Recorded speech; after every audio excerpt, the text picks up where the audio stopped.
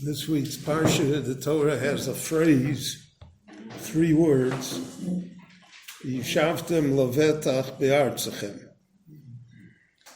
The simple, the simple explanation is that you will dwell in your land, levetach, in security, which is both a physical and a psychological state of being. Security is because your enemies will be unable to reach you, will be unable to prevail over you.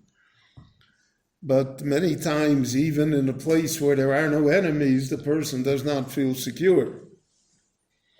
And in fact, the psychologists point out that almost all people have some insecurities within them.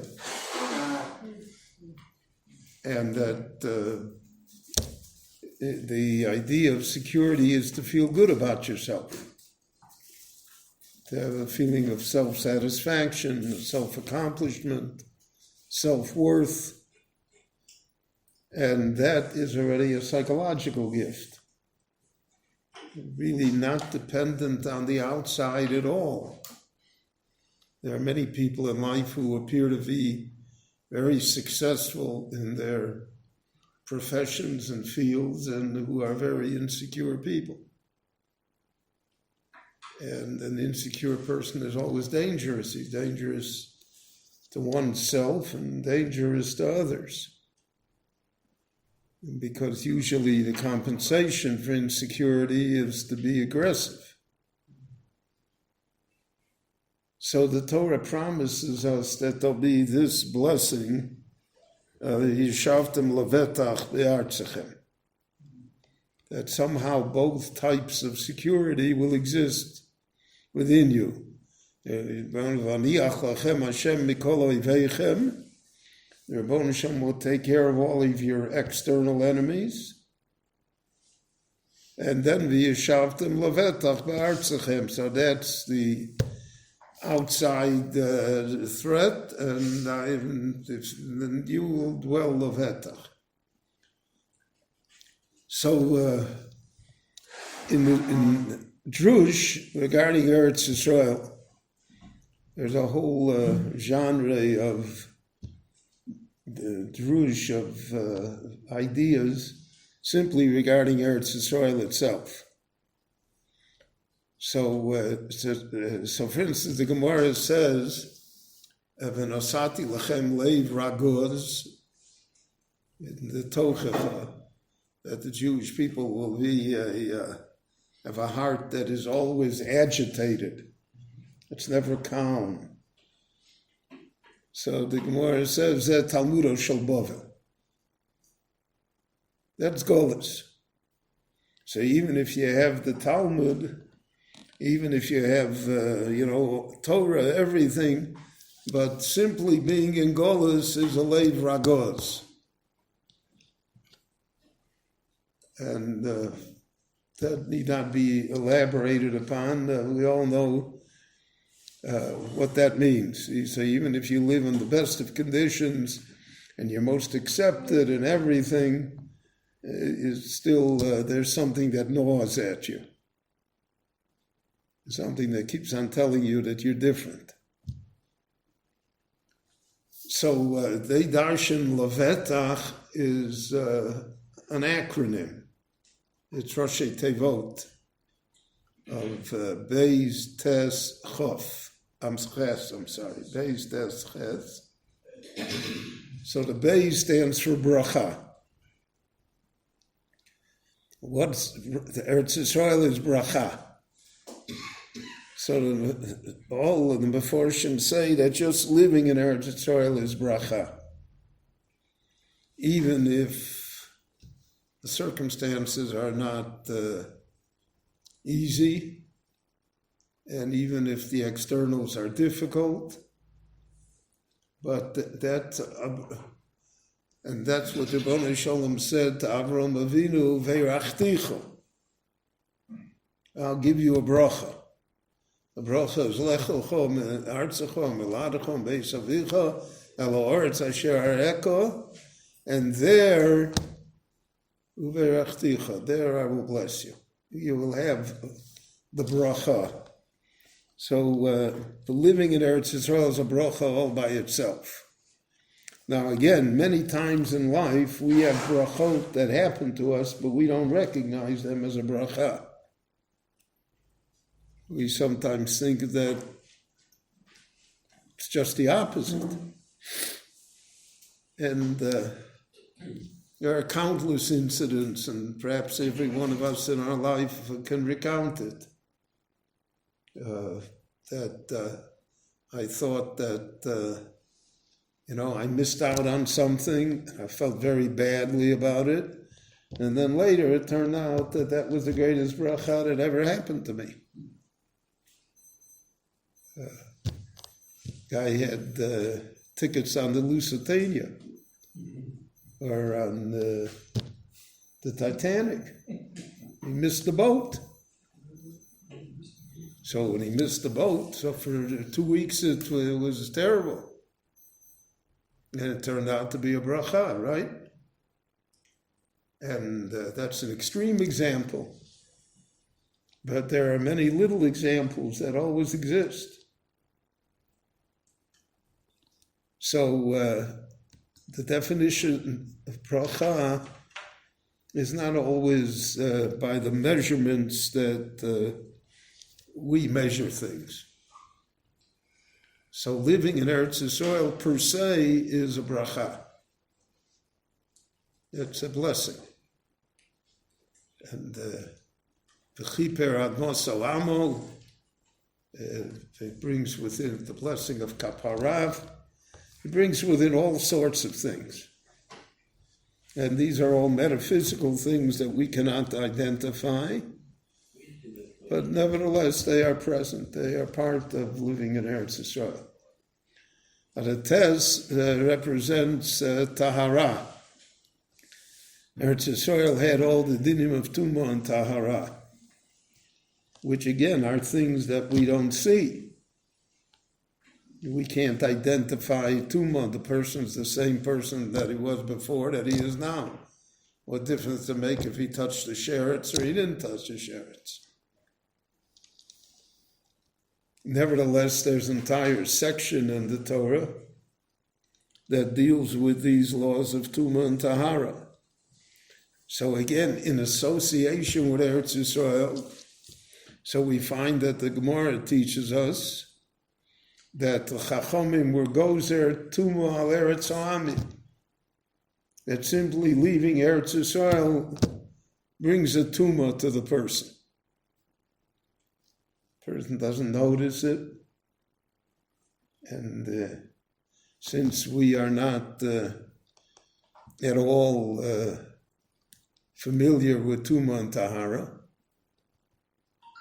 it's not a section of halacha that we deal with. It's not, in a practical sense, it doesn't really apply to us. There are only certain things we wash our hands to eat, to remove the tumah of the yodayim. We wash our hands in the morning to remove the tumah of the yodayim. But go to the mikveh. So there are tumahs that we deal with, but generally speaking, we're not conversant with tumah and tahara. And we don't, not only we aren't, the Gemara itself doesn't have a separate sections on it. It's just scattered throughout the Talmud because of the fact that in the time of the Talmud already, since the Jewish people were no longer in the land of Israel and we did not have the temple, so the laws of Tumah and Tahara didn't pertain to us. There's a famous incident in the 19th century. It was a great Hasidic rebbe, Gershon Henoch Weiner, who was the radziner rebbe. And he was a tremendous genius and an innovator. So he, for instance, was the one that pursued the discovery of the creature called the chilazon in order to make tchelis for tzitzis. And discussed that incident with you. But one of his innovations was that he wrote 2 enormous volumes. He wrote so the Tuma and Tahara appears in the Mishnah as separate Masechtas, Negoim, Kelim, Taharos, Mikvos, but there's no Gemara on it, there's no Bavli on it, because of the fact that there was no Bavli on Ilchas Royim either, because of the fact that it was not practical. It didn't speak to no one. We weren't in Eretz Yisrael, and in the exile it had no weight. But what he did is he constructed a Gemara. He took all of the scattered places throughout Chazal that spoke about Tumah and Tahara, and he organized it into a Gemara. And then he wrote a Rashi on the side, and then he wrote Tesus on the side. And he published it. It was called Sidrei Taharos, 2 large volumes. I have it in my library. And he got haskomas from all the great rabbis who said that, it's a work of genius, a great Talmid Chacham. However, he had his opponents, as often happens in the Jewish world, and they already opposed him because of the tchelis. So whatever else he would have done, he's already outside the camp. And they said, you can't make fake Gemaras. It's not, it's misleading. Because he published it the same way the Vilna Shas is published. He hid the Gemara in the middle and his Perush Rashi on one side and Tesis on the other side. And he wrote it all himself. So therefore, many of the people who agreed to the publication of the first volume were now reticent to agree to the publication of the second volume because they didn't want to get involved in the controversy. So Reb Chaim Brisker gave him an idea. Reb Chaim Brisker was one of those who gave an approbation to the volume. So he said you should print at the top of the page, this is not a Talmud, on every page. This is not a Talmud. And that's the way it was printed. But it didn't help, as you can imagine.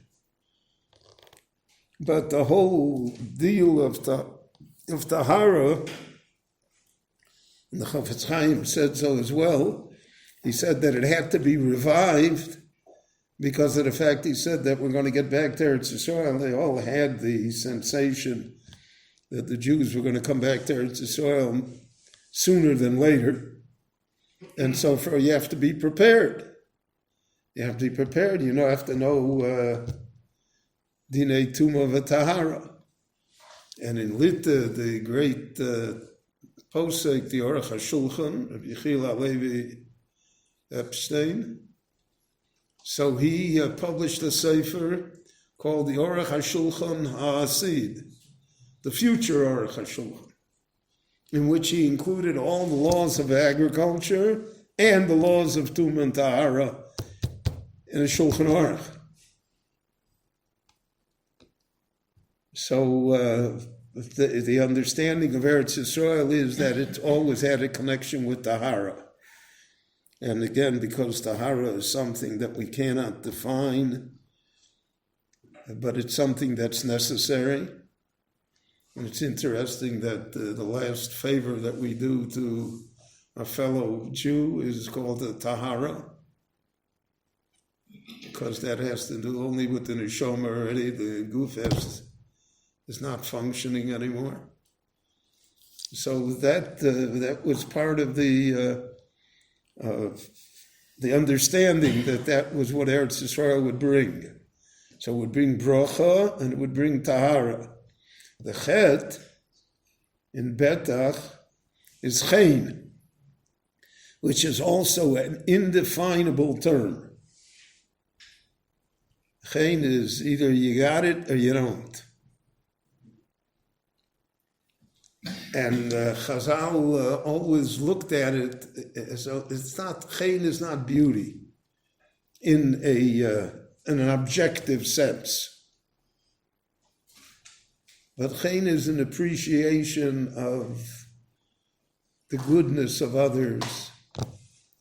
It's that others generate a feeling of goodness when you see them and when you deal with them.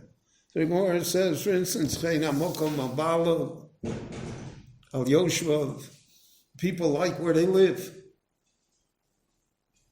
Here, I think Rehavia is the greatest neighborhood in the world.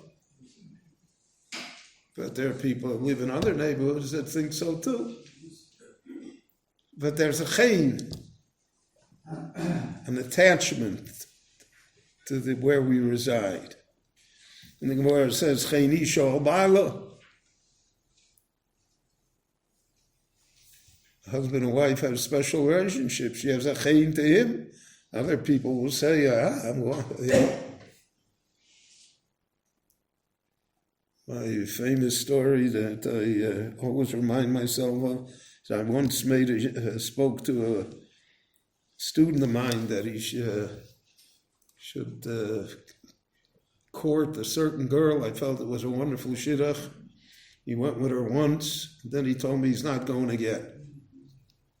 So I said, what happened? He said, she's a wonderful girl and everything. He said, but I have to marry a very beautiful woman, and she isn't. No, so that's that. But a year later, I was a Masada Gedushin for him. And, there is no woman that's ugly, but this one was close. And he had to marry a very beautiful woman, and look who he's marrying.